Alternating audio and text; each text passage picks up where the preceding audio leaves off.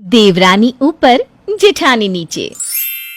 शर्मा जी की दो बहुएं, दोनों जम के मोटी, खूब मोटी, इतनी मोटी कि दोनों मोहल्ले में मोटी बहनों के नाम से फेमस थी। देवरानी रानी और जेठानी शिवानी दोनों ही इस बात से परेशान रहती कि वो दोनों कैसे पतली होंगी। क्या है जी, ऊपर का पोर्शन दे दिया है मुझे। आदमी खाना खाने के बाद कहाँ वॉक करे, भाभी तो नीचे पार्क में टहल लेती हैं। हाँ तो तुम भी टहल लिया करो ना उनके साथ, किसने मना किया है? नहीं नहीं, अच्छा थोड़ी ना लगता है। आप तो बस किसी तरह भाभी को ऊपर के पोर्शन में शिफ्ट करवा दीजिए। अरे कैसी बात कर रही हो, भाभी तो बहुत पहले से ही नीचे वाले पोर्शन में है। बस एक तुमको टहलने को नहीं मिलता तो तुम भाभी को ऊपर शिफ्ट करना चाहती हो। रानी की बात पति तो नहीं मानता, लेकिन वो सोच लेती है कि वो किसी न किसी तरह नीचे वाले पोर्शन में शिफ्ट हो जाएगी। फिर अगले दिन, अच्छा रानी और शिवानी, मैं चलती हूँ गाँव। अब ये घर तुम दोनों को ही देखना है। शिवानी, तुम बड़ी हो, कहीं कुछ फैसला लेना हो तो ले लेना, और हाँ बड़े की तरह रहना, ठीक है? माँ जी अब चिंता ना करिए, मैं सब संभाल लूंगी। हाँ, और रानी तू भी शिवानी के साथ काम में हाथ बटाना, ये नहीं कि ऊपर ही टंगी रह गई। और जरा इसके साथ रात को खाना खाकर टहला कर। देख शिवानी वजन कम कर रही है, और एक तू है। रानी जो कि सास की कभी इज्जत नहीं करती थी।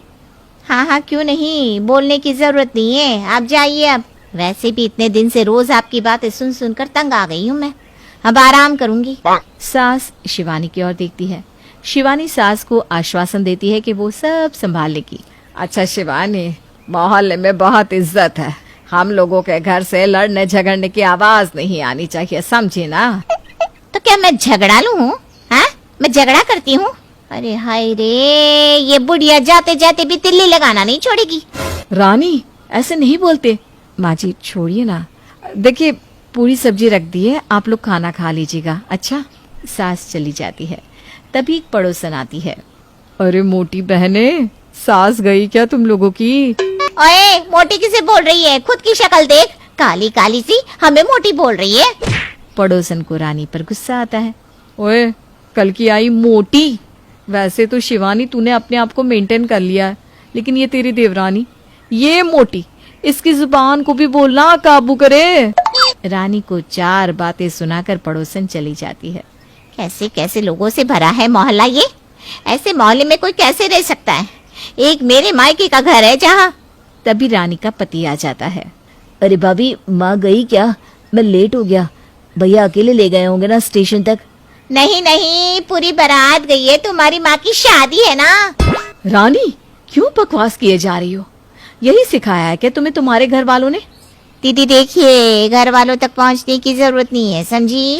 मेरे मोहल्ले में तो। हाँ भाभी, इसके मोहल्ले में तो ऐसे ऐसे लोग रहते हैं कि क्या ही बताना। ये तो फिर भी बहुत अच्छे बोल रही है। उन लोगों की बोली तो ऐसी है कि कान से खून निकल आए।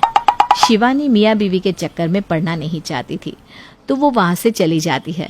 रात को सभी खाना खा रहे थे कि बड़ा भाई रोहित कहता है, रवि देखो, माँ अब गांव चली गई है तो घर में शांति रहे, इसकी जिम्मेदारी हम सभी की है। मैं नहीं चाहता कि घर में छोटी छोटी सी बात पर लड़ाई हो। हाँ तो कौन करेगा लड़ाई, बोलो? कौन है ऐसा यहाँ लड़ाकू स्वभाव वाला? किसे कह रहे हैं आप? अरे वो किसी को नहीं बोल रहे रानी, वो बस एक बात बोल रहे हैं। शिवानी जो कि लड़ाई झगड़ों से दूर रहना चाहती है। अब मैं खाना खा चुकी हूँ, थोड़ा वॉक कर लूँ, आप लोग बातें करें। हाँ यही बात करनी है, मैं कोई पागल नहीं हूँ जो ऊपर टंग जाऊं। अरे मेरा भी शरीर हल्का सा भारी है, थोड़ी सी मोटी मैं भी हूँ।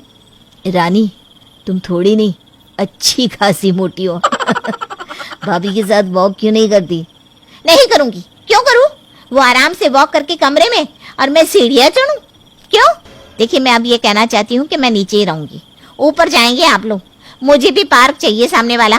देखो रानी, मैं इतने सालों से नीचे रह रही हूँ, नीचे रहना आसान नहीं है, बहुत जिम्मेदारी वाला काम है।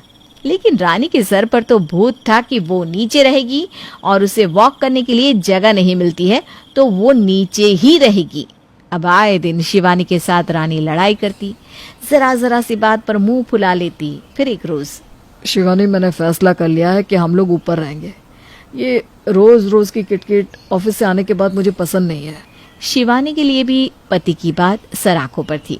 वो भी मान जाती है और ऊपर रहने चली जाती है।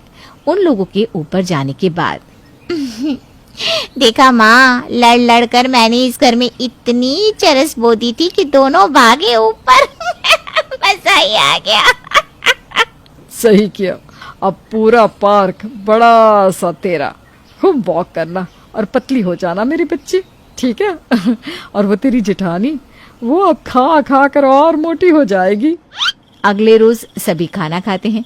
खाना खाकर शिवानी जैसे ही पार्क में वॉक करने जाती है, रानी लाइट बंद कर देती है। रानी, ये क्या कर रही हो? हाँ, देख नहीं रही हो? भाभी वॉक कर रही हैं। अरे पर मुझे सोना है। लेकिन तुम तो खाना खाकर सैर करने के लिए ही तो नीचे आई हो ना, तो टहलो ना अब। रानी, जो कि सिर्फ शिवानी को पतला नहीं देखना चाहती थी, इसलिए। अब हाँ, लेकिन अब मन नहीं है। शिवानी, जिसे लड़ाई झगड़ा पसंद नहीं होता है, वो चुपचाप ऊपर चली जाती है। सभी सो जाते हैं कि सुबह 4 बजे घर की बेल बजती है। ए जी, इतनी रात को कौन है? यार प्लीज सोने दो, ऑफिस भी जाना है।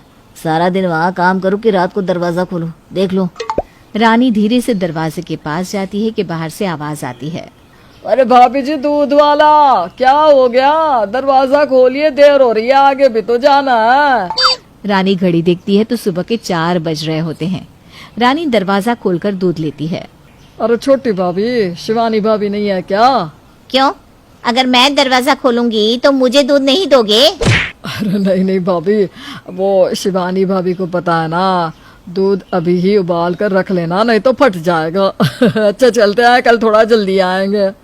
दूध वाला चला जाता है। उसके जाने के बाद हाय रे, ऊपर थी तो 9 बजे उठकर नीचे आती थी। भाभी सुबह 4 बजे उठती है, ये तो मुझे पता ही नहीं था। एक बार जब रानी उठ गई, फिर तो उसे सोने का वक्त ही नहीं मिलता।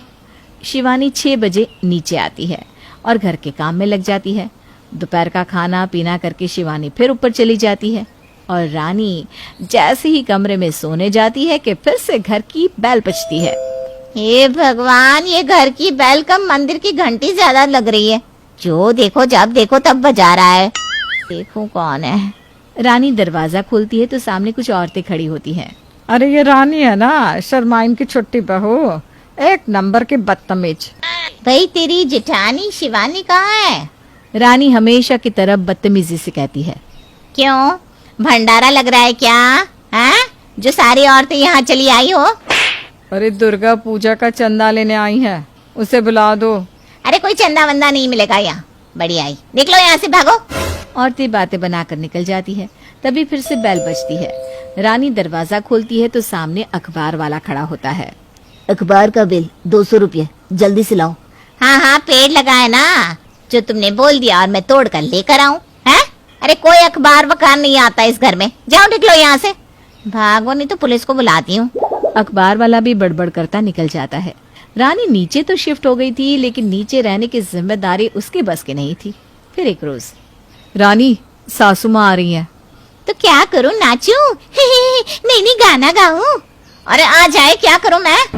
शिवानी रानी की बात सुनकर आगे कुछ नहीं बोल पाती। जब सासू माँ आती है। अरे शिवानी, तू ऊपर क्यों शिफ्ट हो गई? मैं इस रानी के साथ नहीं रह सकती, तू नीचे आ जा बेटा। क्यों नहीं रह सकती? बहू हूँ मैं आपकी, और मैं नहीं जाने वाली ऊपर। सास भी क्या करती, घुटने के दर्द के कारण वो भी ऊपर नहीं जा सकती थी। तो फिर अब सुबह 7 बजे। रानी चाय ला। 7:15 बजे। रानी अखबार आ गया होगा, अखबार लेकर आ। फिर कुछ ही देर में रानी। रानी की तो हालत खराब हो जाती है, थक हार कर। हे भगवान, ये मैंने क्या कर दिया? नीचे रहने का फैसला क्यों ले लिया?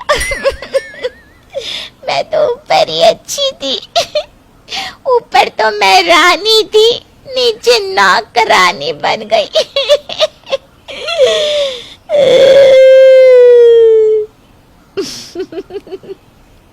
तो ये कहानी यहाँ खत्म नहीं होती। आगे क्या होगा देखिएगा इस कहानी के दूसरे पार्ट में।